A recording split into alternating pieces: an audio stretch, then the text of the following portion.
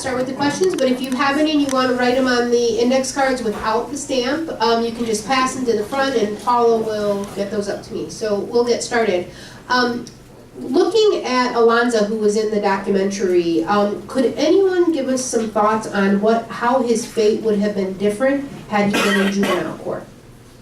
Would the end result, how he was, the depression, the anxiety, perhaps that would be a great one for you, Doctor. Yeah, I think so. I was actually struck by the difference between both he and his two brothers. One brother was seemingly very successful in terms of athletics. I'm assuming he went to a good university and did well in that university. And I couldn't help but think that if he hadn't gone to the adult court, that he might have been on the same sort of track, that he might have met with some success too, instead of being delayed for 13 years until the age of 29 from 16.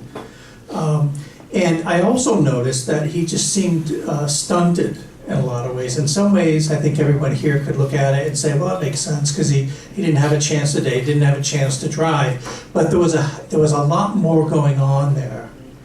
If you looked at his decision-making processes, if you looked at his reasoning, his planning, all of that stuff is the responsibility of the frontal lobe. As I said earlier, he went in when it was still developing, but put in an environment that wasn't very rich, an environment that probably didn't allow his frontal lobe, his decision-making, his motivations, his inhibitions to develop appropriately. He comes back out, and he's not the same.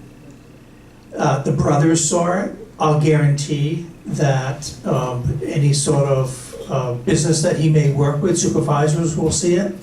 The other thing, this is the last thing I'll mention, and I didn't mention this earlier, there's kind of a tug of war between the frontal lobe and some of the subcortical structures in terms of motivational behaviors, things like sex, things like engaging in risky behaviors.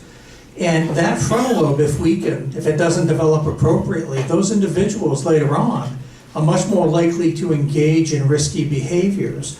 They can't regain that sort of inhibition that you all have with your frontal lobes because you were brought up appropriately.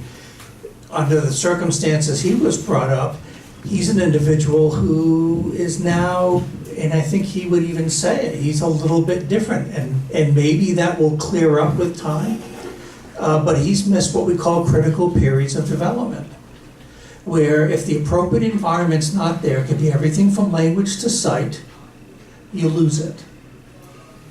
And so, for example, with sight, if you're not given appropriate visual information, stimulation, even though your eyes are just fine and you had cells that could process visual images, they go, because the real estate is just too important up there in the brain. And so in his case, they could be recruited for other things, in any case, not for the appropriate things, and he's not the same. And it's not clear to me whether or not he'll ever bounce back to be like his brothers, to be quite honest with you. And the anxiety that he's experiencing, frontal lobe's not doing its job. Those subcortical structures, throughout the entire time in prison, if you've ever been fearful or anxious, and I'll bet you have at one time or another, imagine having that 24/7, 23 hours in a cell.